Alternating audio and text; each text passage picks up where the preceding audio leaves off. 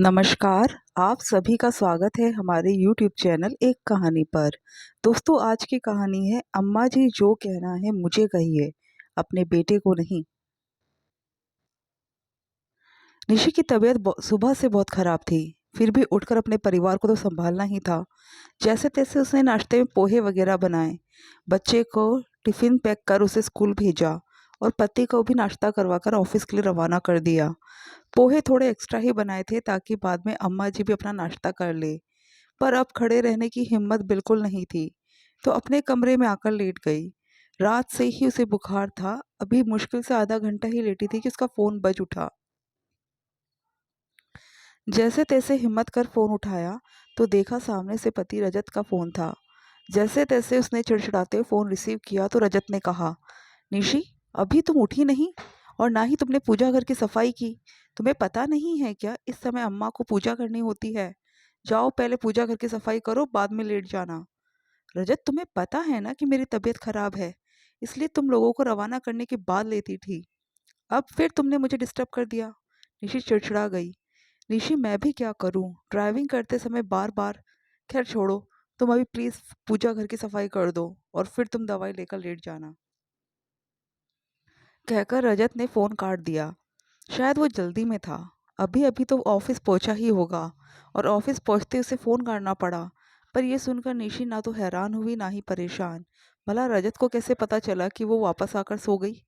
दरअसल अम्मा जी की आदत थी कि वो हर छोटी छोटी बातों के लिए निशी को ना बोलकर रजत के ऑफिस में फ़ोन लगाती थी, और निशी उनकी इस आदत को अच्छे से जान चुकी थी, पर फिर भी उनसे परेशान थी। आखिर छोटी छोटी बातों के लिए रजत को क्यों परेशान करना। निशी घर में ही तो मौजूद होती है, जो कहना है उसे घर पर ही कह सकती है, लेकिन नहीं, बेवजह अपने बेटे रजत को बीच में इन्वॉल्व कर लेती है। वो शुरू से ही ऐसा करती थी। एक दो बार तो रजत ने भी कहा था, अम्मा क्यों तुम मुझे ऑफिस में फ़ोन करके परेशान करती हो, तुम्हारी बहू यही तो तुम्हारे साथ रहती है, उसे खुद ही कह दिया करो, मेरे मुंह से क्यों बुलवाती हो। तब अम्मा जी ने हाथ जोड़ते हुए कहा था, इतनी समझ तो तेरी पत्नी को होनी चाहिए, अब क्या छोटी छोटी बातों में टोकूंगी उसे। मुझे बुरा बनने का शौक नहीं है, तेरी पत्नी है, तू ही जाने, कहकर अम्मा जी ने पल्ला झाड़ लिया। पर उनकी इस आदत से निशी ही नहीं रजत भी परेशान था। कई बार ऑफिस में ज़रूरी मीटिंग भी होती थी और ऐसे में अम्मा का फ़ोन रिसीव नहीं कर पाता तो अम्मा घर आने पर उसे दो बातें और सुनाती। हाँ, अब तो जोरू को गुलाम हो गया है, माँ से तो क्यों ही बात करेगा, इसलिए मेरा फ़ोन नहीं उठाता। रजत समझाने की कोशिश भी करता पर वो समझने का नाम ही नहीं लेती। खैर अभी तक तो निशी ने उठकर पूजा घर में जैसे तैसे सफाई कर दी, पर उसे गुस्सा बहुत आ रहा था। कुछ भी हो जाए अम्मा जी को सबक तो सिखाना ही पड़ेगा, या तो अपनी आदत बदल ले या फिर निशी कुछ और ही रास्ता देख ले। शाम को 5 बजे रजत का फ़ोन आया, लेकिन निशी ने फ़ोन उठाया ही नहीं। जब 2-3 बार फ़ोन कॉल दोबारा आया तो आखिर में निशी ने फ़ोन उठाया। निशी के फ़ोन उठाते ही रजत ने कहना शुरू कर दिया, तुम फ़ोन क्यों नहीं उठा रही हो और अब तक अम्मा को चाय बनाकर क्यों नहीं दी। तुम्हें पता है ना कि शाम को 4 बजे उन्हें चाय की पीने की तलब होती है। रजत की बात सुनकर निशी ने कहा, पर 4 बजे तो मैंने अम्मा जी को चाय बनाकर पिला दी थी, फिर ये शिकायत क्यों।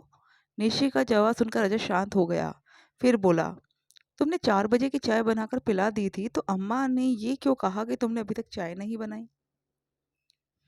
अच्छा, अभी सुधा आंटी आई है, शायद इसलिए अम्मा ने कहा हो।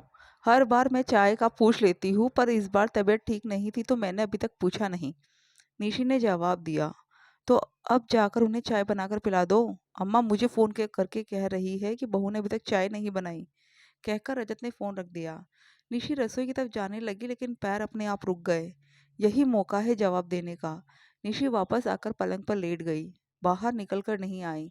फिर कुछ देर बाद रजत का फिर से फ़ोन आया, लेकिन इस बार निशी ने फ़ोन नहीं उठाया।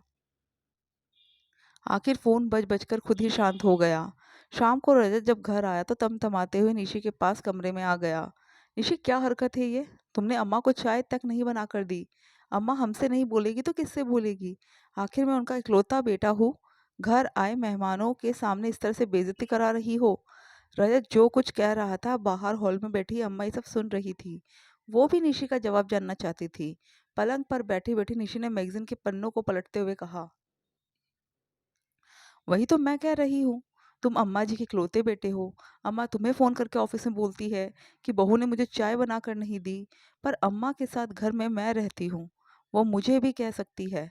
तो मैंने डिसाइड किया है कि अब से उनका बेटा ही वो सारे काम करेगा जिसके लिए वो ऑफ़िस से फ़ोन करके उससे कहेगी। बहू तो उन कामों को हाथ भी नहीं लगाएगी। ये तुम क्या कह रही हो? रजत ने कहा। क्यों? क्या गलत कह रही हूँ मैं? जब काम बहू से करवाना है तो सीधे मुँह से बहू से कहो ना। बेटे को ऑफिस पे फ़ोन करके कहने की क्या ज़रूरत है? और अगर बेटे से कहा है तो बेटा ही वो काम करे। मैं तो उस काम को हाथ भी नहीं लगाऊंगी और इसका ट्रेलर तुमने आज देख भी लिया होगा। आखिर निशी कहकर रसोई में चली गई। इसके आगे तो रजत भी कुछ बोल नहीं पाया। रजत ने बाहर हॉल में आते अम्मा की तरफ देखा तो अम्मा चुप बैठी हुई थी। आखिर अम्मा जी को भी समझ में आ गया कि अगर अपनी बहू से काम करवाना है तो बहू को ही कहना पड़ेगा। दोस्तों, आपको कहानी कैसी लगी कमेंट करके ज़रूर बताइएगा और हमारे चैनल को सब्सक्राइब ज़रूर कीजिएगा। धन्यवाद।